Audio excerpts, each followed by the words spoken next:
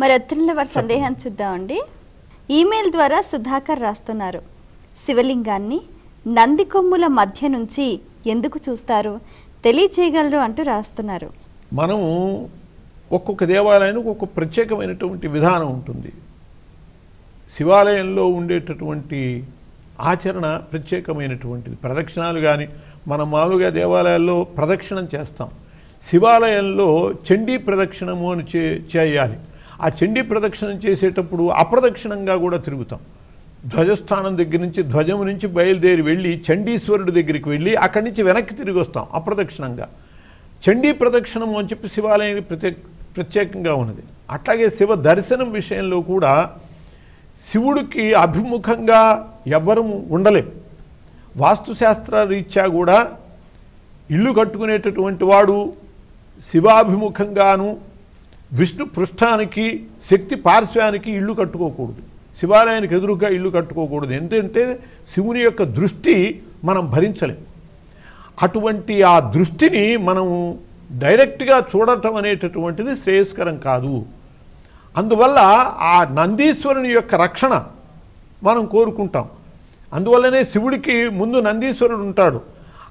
ఆయన యొక్క శక్తి ఏదైనా ఉంటే ఆయన భరించగలడు తప్పితే మనం భరించలేం. కాబట్టి ఆ నందీశ్వరుని ద్వారానే, అందువల్లనే నంది శంకరయోర్ మధ్య తస్య పుణ్యం వినశ్యతి అని చెప్పి నందికి శివుడికి మధ్యలోంచి అసలు మనం నడవకూడదు. ఆ పరమశివుని యొక్క తేజస్సు ఆ నందీశ్వరుడి వైపే పడుతూ ఉంటుంది. మనకది శ్రేయస్కరం కాదు.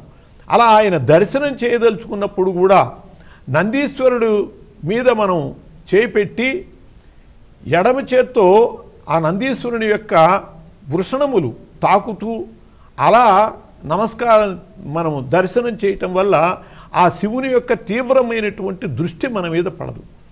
అలా ఆ దృష్టి మన మీద శోకకండగా ఆ నందీశ్వరుని యొక్క అనుగ్రహంతో ఆయన రక్షణతో మనం శివ దర్శనం చేసుకోవటం అనేటటువంటిది శ్రేయస్కరం. కాబట్టి అందువల్ల శాస్త్రము ఆ విధంగా చెప్పింది.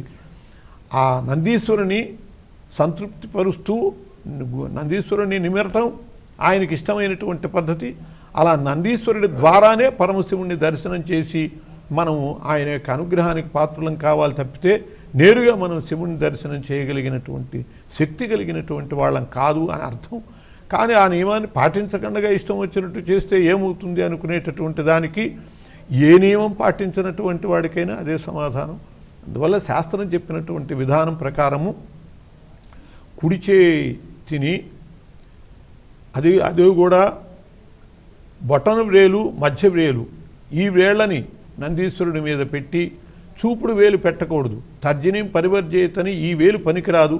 అందువల్ల ఆ రెండు వేళ్ళు పెట్టి ఆ కొమ్ముల మధ్య నుంచి శివ దర్శనం చేయటం అనేటటువంటిది శాస్త్ర విధానం. ఎడం చేయి ఆయన యొక్క మర్మస్థానం మీద ఉంచాలి ఆ సమయంలో. అది శాస్త్ర విధానం, దాన్ని పాటి